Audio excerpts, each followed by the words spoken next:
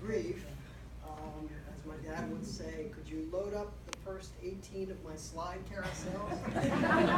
Nobody even knows what a slide carousel is. And my brother, who was a great teacher in his own right, would have said, I've known this guy for a long, long time. He was like a father to me.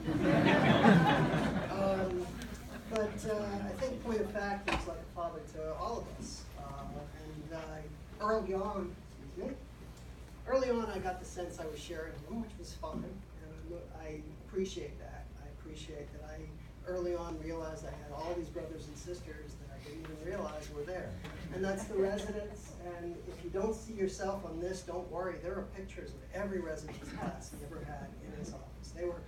My mom and dad were pack rats of photographs, and wading through them, and there are millions of pictures of the residents, and the residents, formal residents having fun, residents drinking at our house, residents eating, residents smoking cigars, babies of the residents, all these wonderful things, my extended family. And it also included the patients, who, it is true, he taught us that it's okay to love your patients. In fact, it's important. If you don't love those people while you're taking care of them, how are you going to take care of them? And I speak from experience because I figured I'd join the club. And as many of you know, I was a resident as well. I have only one Mass General story to tell, get this out of the way. Like Dempsey, I had to present a CPC. I actually got to present 2 in my career, which was a lot of fun. And one of the cases was a kid who showed up with hip pain. Everybody said, oh, it's just toxic synovitis, or might be that. But guess what? It was an osteosarcoma. And it was a very rare occurrence of osteosarcoma, so I presented it, I did this, and they asked me at the CPC, well, Dr. Mankin, what did you do when you found out this was an osteosarcoma? And I said, I did what any right-thinking orthopedic surgeon would do. I called my father. That didn't make it into because I think that's what a lot of us realize. But you don't want me to talk about this. I mean, you all know what it's like to be a professional with Henry Mankin. You want me to talk about this. What was it like to be at Dean Road with Henry Mankin? What was it like growing up with him?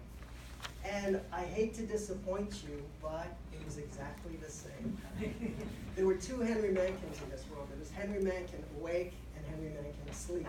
And even then, Henry Mankin asleep could be noisy and bossy. He was in control.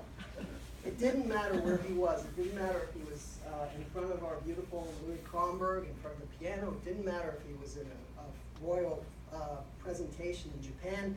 It didn't matter if he was carving a turkey in Thanksgiving. He was always the center. He was always the teacher. He was always Henry Mankin on show. And in fact, carving the turkey, we had a lot of arguments with him looking at me and saying, what are you doing to that poor turkey?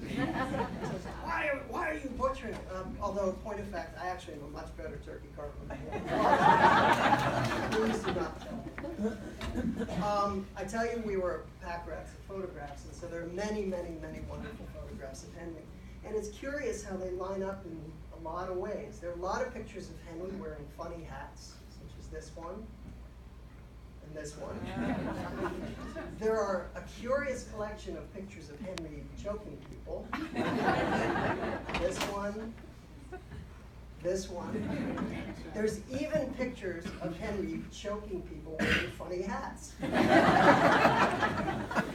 Unless you'd be too concerned about the fact he was choking me, don't worry. This is my brother. He was always there to protect me. He was my guardian. But really what the cue was that Henry Mankin liked being the center of attention. He liked being the teacher. He liked being the person who was at the podium. He was talking. And it didn't matter if it was like, what is going on with this podium is the fanciest podium I've ever seen in my life, or if it was just in a classroom with 3rd graders. He loved to tell stories. He loved to teach. He loved to talk. He loved to impart wisdom, to get wisdom from himself. He always said that he learned as much from his students as he ever was able to give them. And that's an important thing we all learn from him. I think he really, and he told me this, in life wanted to be on the stage. He wanted to be an actor. I actually was on stage quite a bit, and I think he was jealous of me, believe it or not.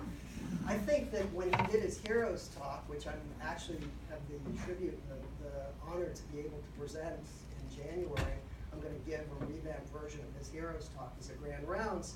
I think if he could have gone beyond his orthopedic heroes, right front and center would be Zero Mostel. He was his absolute hero. And I think that he wanted to be there on stage, and you know what? He always was. He loved travel, he loved art, he loved music, you all know that. He loved his pets. Wonderful, wonderful interactions. And it didn't matter if it were these two wonderful dogs, or all the grand dogs, or the cat who made him so allergic he couldn't breathe, but he still would cuddle. Or my turtle who grew up to be this big because he loved it so much. Or Robin that he found outside and somehow nursed back to health. He loved the animals almost more than he loved any people. And he would often say that in heaven, if there's a heaven, I'll be greeted by all the animals. And he liked to think that they're all there with Carol waiting for him. Loved his family, and especially Mom. And this was enduring. And enduring. So, Henry always had a twinkle in his eye. I think we all agree that. But even knowing him all my life, even knowing him, I like to think better than any of you, I couldn't tell you whether that twinkle meant come here or run away. There's no question he marched to his own drummer. No question he was dangerous and fun and exotic and adventurous. I love this picture because I always think of him with a pipe. I don't know who remembers him with smoking pipes in his office and down the hall on the rounds. And I still smell a pipe when I think about my dad. But to quote his favorite hero, his favorite musical comedy star, Zero Mostel from Fiddler on the Roof, God would like us to be joyful, even when our heart lies panting on the floor. And that was Henry, his heart on his sleeve, his heart always open, his heart always there, and always ready for us to share with him. So I can't thank you for him, that's beyond me. I can thank you for family, and I can thank you all for being here.